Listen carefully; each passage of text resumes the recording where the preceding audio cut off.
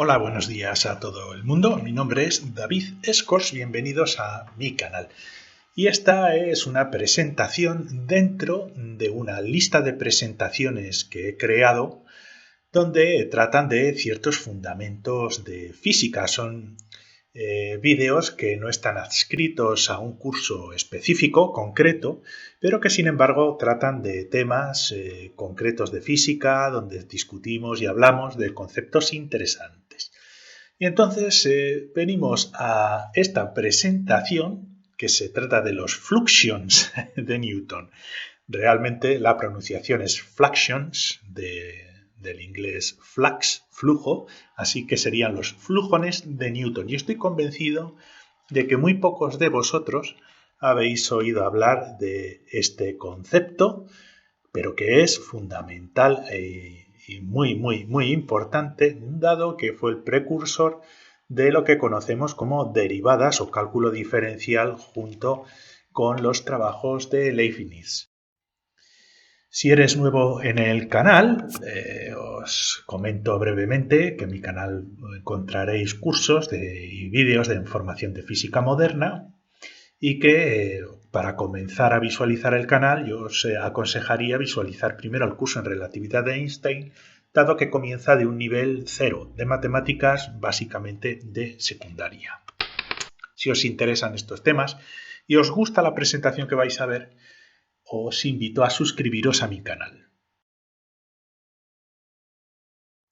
Bueno, pues esta presentación ha venido, como no, a una de las sugerencias de Alfredo, que es muy activo en el canal y que siempre tiene temas y sugerencias muy interesantes. Entonces Alfredo pues hizo me propuso a ver si podía hablar un poquito del método de los fluxions, voy a decir fluxion como si estuviéramos en Escocia, ¿no?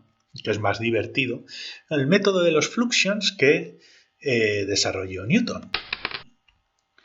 Es una pregunta francamente muy interesante, sobre todo para vosotros que estáis interesados en la historia de la física, ya que supone las bases del cálculo diferencial que conocemos hoy en día, las derivadas y que tan fundamentales son en todas las teorías físicas.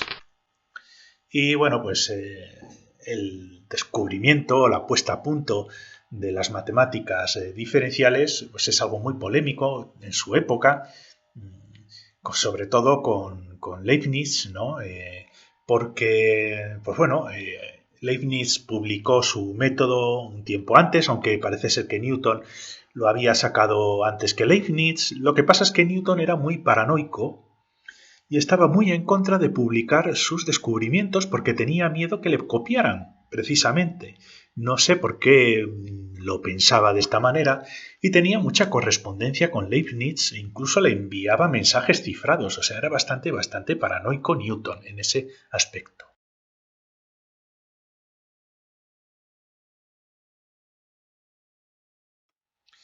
Así que nos vamos a centrar hoy, en vez de Leibniz, nos vamos a centrar en Newton, en Isaac Newton, que nació en 1642, murió en 1727, que fue un genio, es indiscutible, una gran imaginación. Leibniz ya había publicado el cálculo diferencial, pero es muy probable, por lo que vamos a estudiar en su libro, Los métodos de los fluxions, que lo publicó él, ¿no?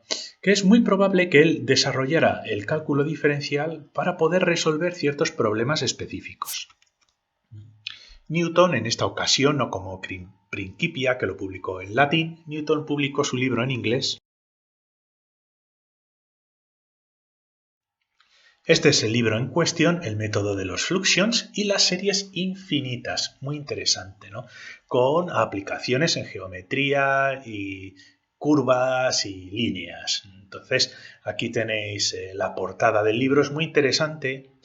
Aquí os voy a desgranar un poquito el libro porque es, claro, tiene ya sus 400 años, 300 y pico, y es difícil porque la manera en la que se escribía la ciencia en aquella época es muy diferente a la manera en la que escribimos nosotros la ciencia. Es como muy farragoso de leer y, como veréis, no hace más que dar ejemplo tras ejemplo tras ejemplo tras ejemplo.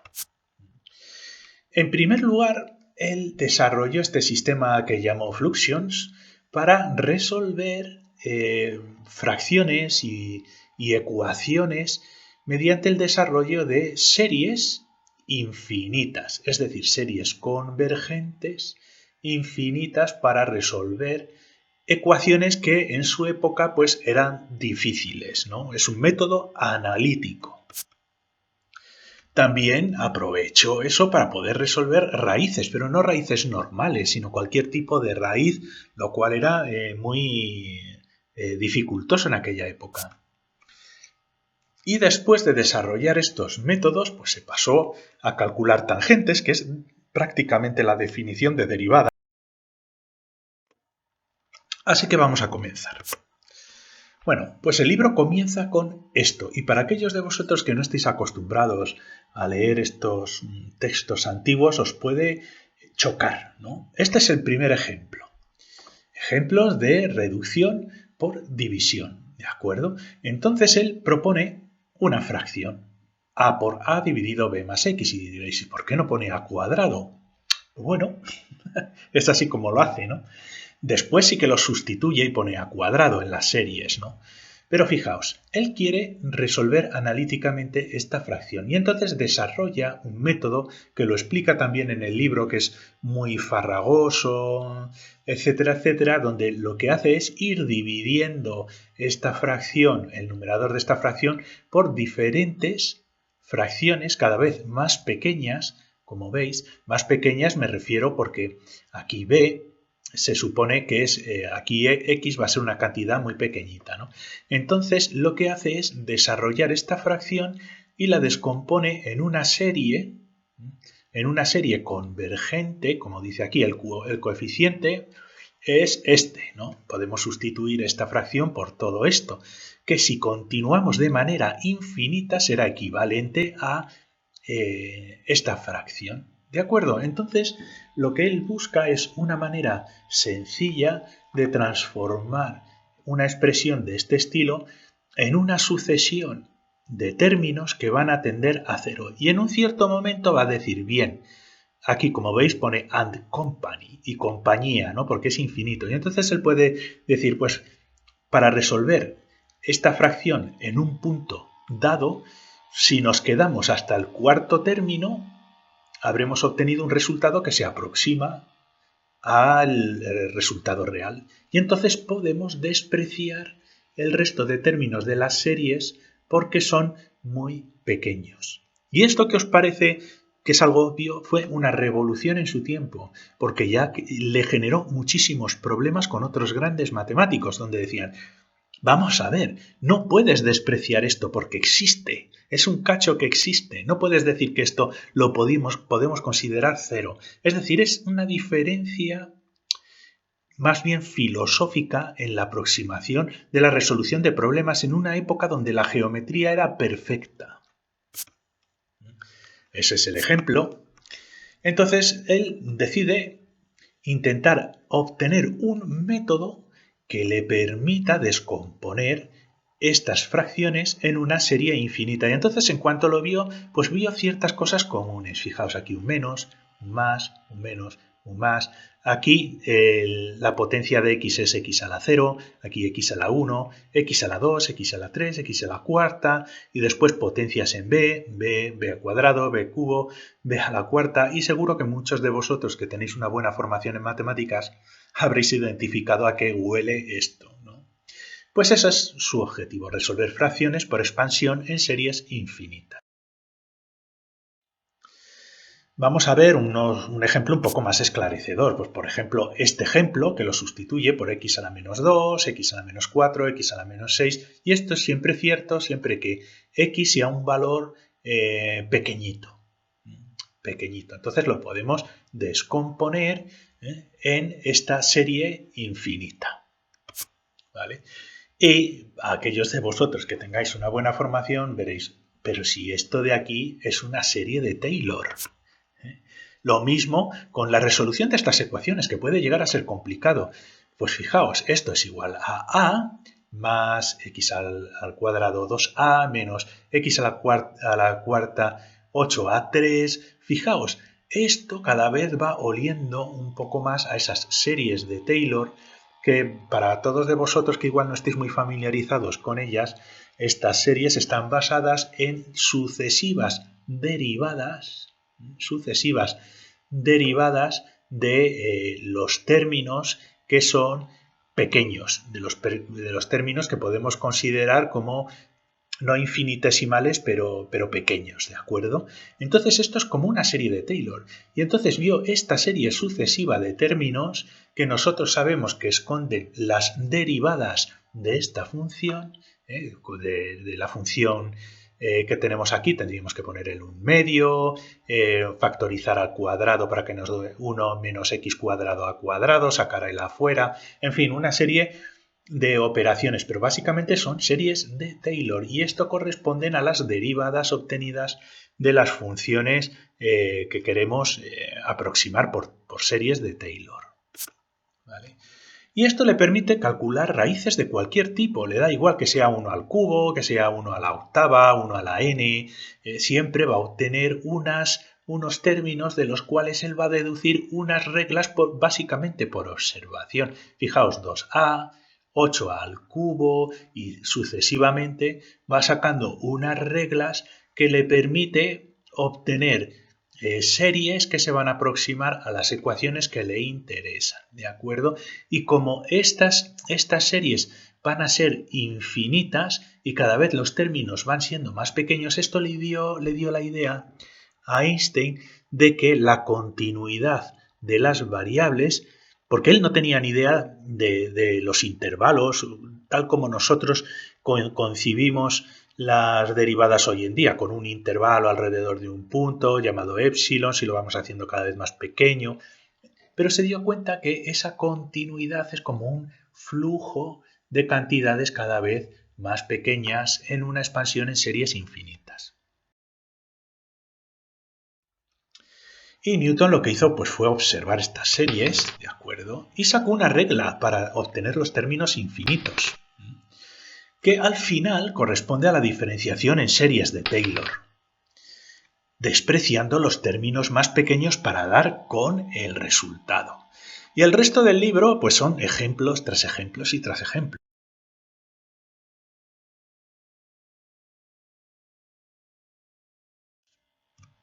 Describió las reglas para obtener los términos infinitos de esta manera, pues hizo una tabla, x a la cuarta y, x a la cuarta y al cuadrado, x a la cuarta y al cubo, y de esta manera. En fin, él no entendía exactamente lo que estaba haciendo, nosotros sí que sabemos con las reglas de la derivación, pero lo que hace es, pues bueno, poner una ecuación de este estilo y entonces da los pasos para obtener la serie que nos va a resolver esta ecuación, identificando qué términos van a estar activos dentro de esa serie. Es complejo y describe ejemplos y ejemplos y ejemplos y son 500 páginas de ejemplos. Y básicamente pues es un poquito así, dice, pues si tienes los términos x, y en la ecuación y los identificas en estos cuadraditos de aquí, pon una regla, es que lo decía así, pon una regla aquí, identifica qué términos están por encima de la regla y entonces construyes el término, ¿no? Yo obtengo el término tal, y te describe cómo se puede ir sacando esa serie, lo cual es francamente difícil, una locura, ¿no? Y por analogía, lo que hizo fue generalizar ese concepto de series infinitas convergentes que tienden a cero. Nosotros diríamos ahora que son intervalos que tienden a cero, pues lo generalizó a las curvas y también a los movimientos. Y entonces él llamó fluxions, ¿no? A esos incrementos, lo que nosotros denominamos incrementos diferenciales, que serían como pasar de un término a otro de una serie infinita, en un movimiento, y por eso lo llamó flujo. Y lo hizo de esta manera, por ejemplo. Pues si tenemos la coordenada x y nosotros introducimos un cambio, un movimiento en esa coordenada x, para estudiar qué es lo que le pasa a una función, lo que tenemos que hacer es a ese mismo valor x añadirle un término pequeñito, que lo llamamos fluxión, deflection, porque es un flujo, pasa de un puntito a otro puntito como si fuera continuo, como si fuera un flujo continuo. Y como él no especificó, y lo dice en el libro, no especifica el tiempo como coordenada, nosotros sí lo hacemos ahora, él no, él asume en la definición que estos fluxions son los cambios que se pueden realizar con el tiempo, ¿no? Pero no especifica el tiempo, simplemente pues es un cambio. Y él pues dice, el cambio en la coordenada x, ese pequeño cambio semicontinuo que podemos aproximar a una cosa semicontinua es igual al valor de x más lo que cambia x con el tiempo en un pequeño intervalito de tiempo que yo muevo la coordenada un pelín. Y si veis, muchas veces he utilizado esta notación en los cursos de física que tengo, de física relativista y tal. Es una notación obtenida de Newton, donde indica el cambio, el flujo en esta variable con el tiempo. Y eso es lo que significa este puntito. Y él utiliza esta notación del puntito por todos los sitios. Y hoy en día hemos heredado esa notación cuando estamos trabajando pues, en mecánica, pues en algunos casos en física relativista, la ecuación FRW, porque bueno, muchas veces simplifica, pero es mucho más intuitiva la notación más efectiva, la de Leibniz. ¿Vale?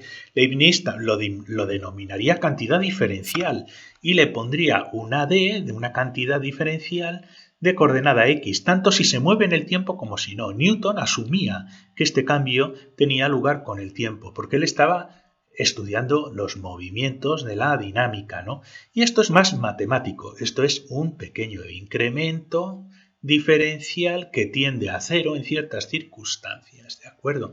Y a esto lo llamó fluxión, ¿no? En analogía a cada término diferencial de las series que obtuvo previamente. Newton estudia los fluxions y ve que siguen las reglas de las series infinitas, también en este caso, ¿no? Y entonces pues estudia la relación, fijaos aquí el x con este punto, pues si tiene dos ecuaciones, aquí estudia la relación que tiene las derivadas de una variable con respecto a las derivadas de la otra variable, etcétera, etcétera. Entonces va buscando esas reglas que le hacen concluir que estos fluxions de aquí realmente están relacionados con esos términos que nosotros sabemos que son términos de las series de Taylor, que se obtienen cuando queremos aproximar una función con términos cada vez más pequeñitos.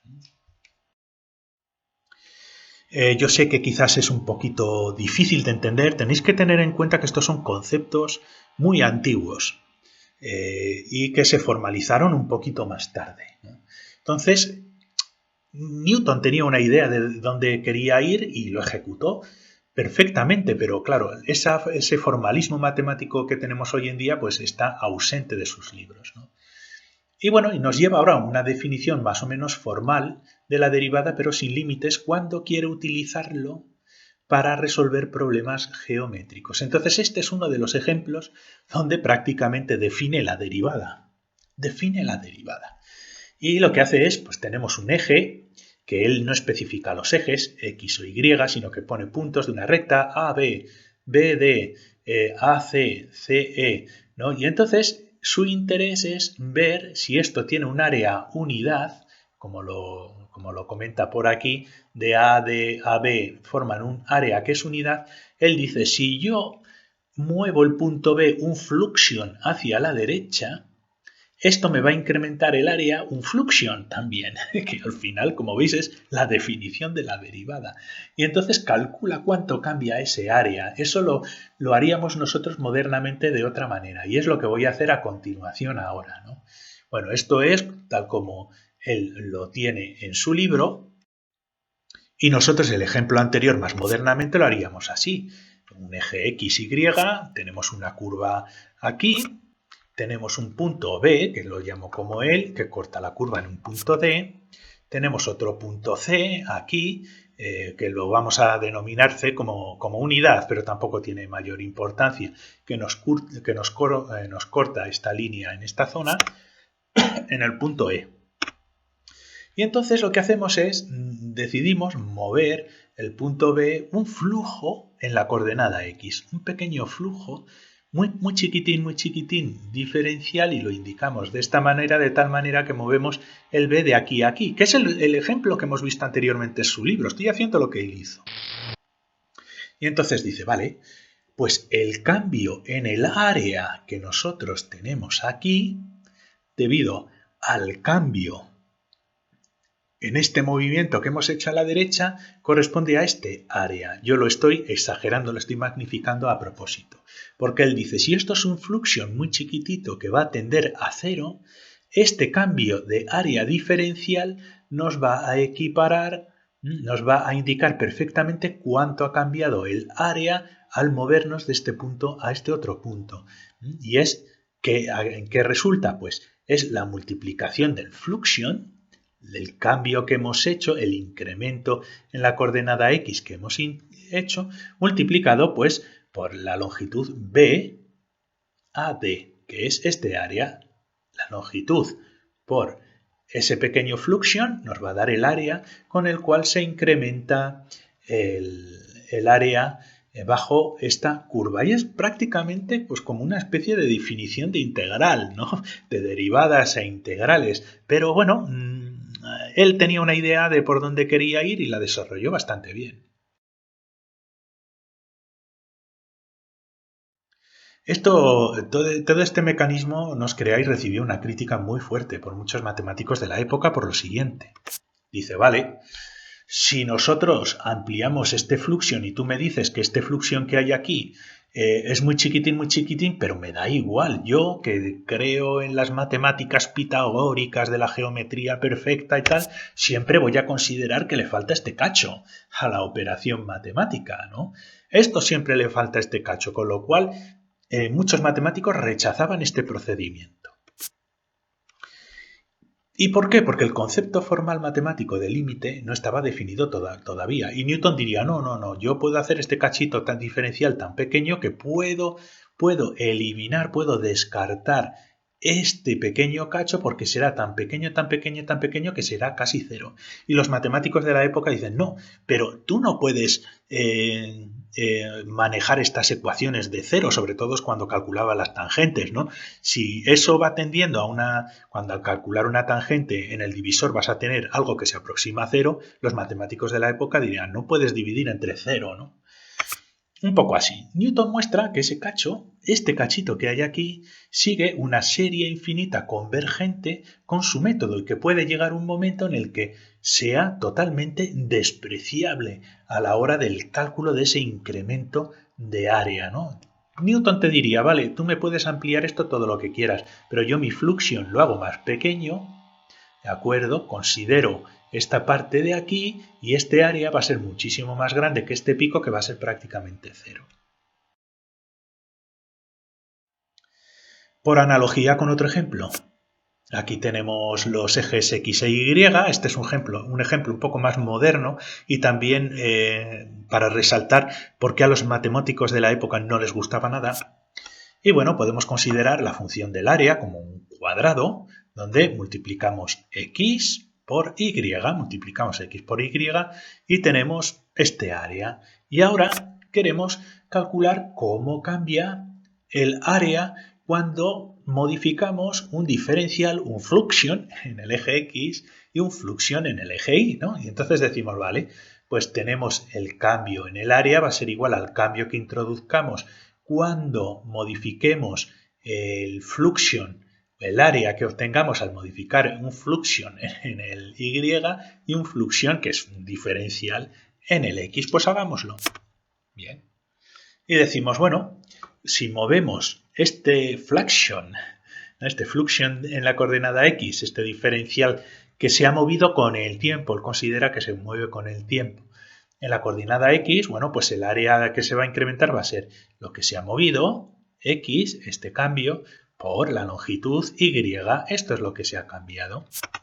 y lo colocamos aquí. Y lo mismo hacemos cuando movemos nuestra coordenada un pequeño diferencial, lo que él llama flexion, hacia arriba. Y lo hacemos de esto, pues es el cambio diferencial en la coordenada y multiplicado pues, por la longitud esta que hay aquí, y esta longitud es x, ¿no? Entonces lo que tenemos aquí, el cambio es x por ese cambio diferencial en el eje y.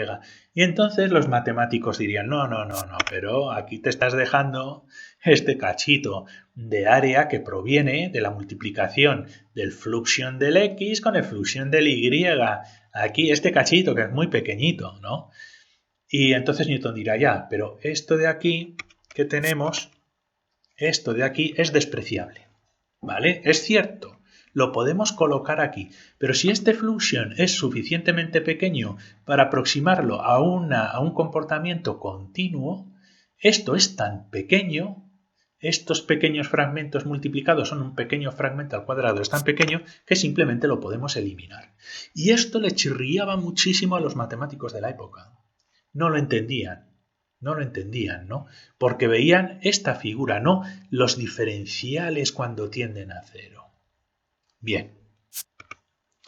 Esto, modernamente, aquí el x sería la derivada parcial de la función a con respecto a y, y nos da x. Por lo tanto, esta parte sería la derivada parcial del área con respecto a y multiplicada por el cambio de y más la derivada parcial del área con x. Esto significa que derivamos esta función manteniendo y constante, y constante, y entonces nos da como derivada de a con respecto a x, pues la y, ¿no? Y lo podemos sustituir así multiplicado por ese pequeño diferencial de dx. Y como veis, esta expresión es la típica de las derivadas, donde el cambio de una función es el cambio de la función cuando solo movemos la coordenada y, por lo que cambia la coordenada y, más el cambio generado por lo que cambia la función cuando cambiamos en la coordenada x multiplicado por ese cambio en x. Y todo esto está directamente derivado del trabajo de Newton y también de Leibniz. No lo vamos a dejar aparte. Y ya veis que corresponde exactamente con ese concepto de fluxión, solo que él consideraba que estos cambios tenían lugar con el tiempo.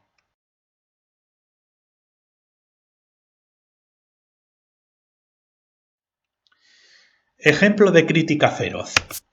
Aquí tenéis George Berkeley. Este era un bishop, es un obispo, ¿vale? Matemático, filósofo, súper bueno. No creáis que este era un cenutrio. No, este era un matemático como Dios manda. De hecho, hay varias universidades que están nombradas a su nombre, ¿no? En Estados Unidos, George Berkeley. No lo podía aguantar. De hecho, fijaos, no lo nombra por nombre, pero se cree que está dirigido a Newton. Y se titula este libro, este ensayo, El analista, o El discurso dirigido a un matemático infiel. Toma ya. Toma ya. ¿No? Donde aquí, analiza todo ese cálculo diferencial y dice que no es posible trabajar con cantidades, suponerlas que son cantidades despreciables cuando están ahí, ¿no? Él no tenía ese concepto de series infinitas, aunque ya existía en la época, eso todo hay que decirlo, ¿no? O, por ejemplo, en el cálculo de las tangentes, que divides lo que cambia la función con un cambio diferencial en la coordenada. Dices, si ese cambio diferencial en la coordenada me dices que tiende a cero, no puedes dividir algo entre cero, ¿no? Así que el concepto formal de límite matemático sí que es realmente necesario. Yo me acuerdo cuando estudiaba matemáticas y veía la definición de límite, sabéis eso de si cogemos una función y un punto alrededor de esa función y dibujamos un intervalo epsilon a la derecha y a la izquierda y vamos acercándonos a ese punto por la derecha y por la izquierda, tiene que tener la condición de continuidad, la tal, la cual, esto para poder definir esos intervalos diferenciales y el concepto de derivada. Yo decía, pues vaya chorrada, ¿no? No lo entiendo, pero ahora ya con la edad sí que entiendo que es necesario un cierto formalismo matemático para poder entender y justificar ciertas operaciones de las matemáticas. Y este formalismo lo debemos a Bolzano, Cauchy y Weierstrass, ¿no? Que definieron, sobre todo él creo que fue el primero, era un poco bohemio, muchos de ellos eran religiosos, este era de hecho un religioso, y definieron pues ese concepto de límite y estos dos lo definieron ya propiamente con dado un intervalo epsilon, tal, consideramos el límite cuando ese intervalo tiende a cero, en fin, todo eso lo desarrollaron ellos y eso fue más fácil para poder entender el concepto de derivada. Bueno, pues Newton utilizó este procedimiento matemático, como hemos visto anteriormente para el caso del área, ¿no? Pues como un método de obtener máximos y mínimos con los fluxions. Dices, bueno, pues yo fijo el fluxion y lo igualo a cero y tengo los máximos y los mínimos, ¿no? Entonces, pues fijaos, aquí lo describe, ¿no? Cuando una cantidad es más grande de lo que o al menos lo que puede ser en ese momento, ni siquiera va para arriba ni para abajo. Porque si va para arriba o incrementa, eso prueba que era menor. Y si va a tal, y entonces es más grande que tal. O sea, fijaos cómo eran los libros de la época. Y dices, ¿qué es esto? Por favor, que alguien me lo traduzca, ¿no? Pero pues hace el fluxion a cero, que es igual que decir que la derivada de x con el tiempo o con lo que sea lo hace cero. Y entonces pues determina los máximos y los mínimos. Hoy en día simplemente haríamos un gráfico con una gráfica donde la tangente va a ser cero y punto, y ya está. Pero bueno, ellos lo desarrollaban de esta manera, y ejemplo, tras ejemplo, tras ejemplo, tras dibujo. Los cálculos de las tangentes, lo que le llevó al desarrollo de las velocidades, ¿no? Pues lo mismo aquí. Imaginaos los ejes, aquí la curva y aquí la tangente y aquí los fluxions.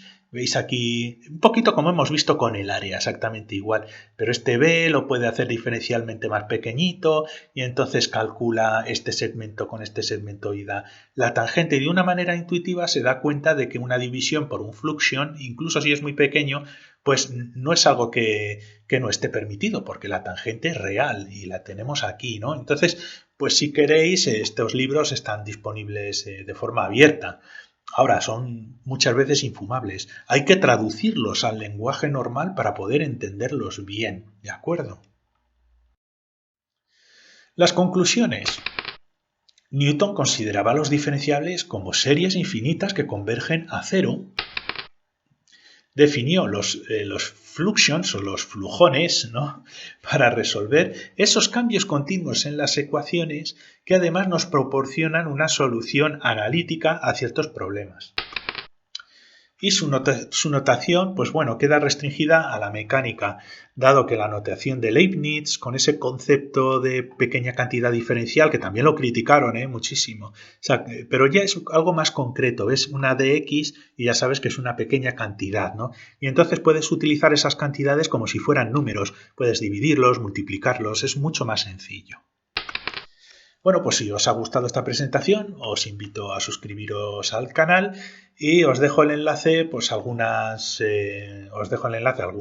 lecciones que os puedan ser de interés y también un enlace al curso de relatividad especial, que creo que es uno de los más sencillos y con los que deberíais comenzar para poder entender todos los vídeos que encontráis en mi canal. Y si os ha gustado, os invito a suscribiros a mi canal pinchando en el ratoncito.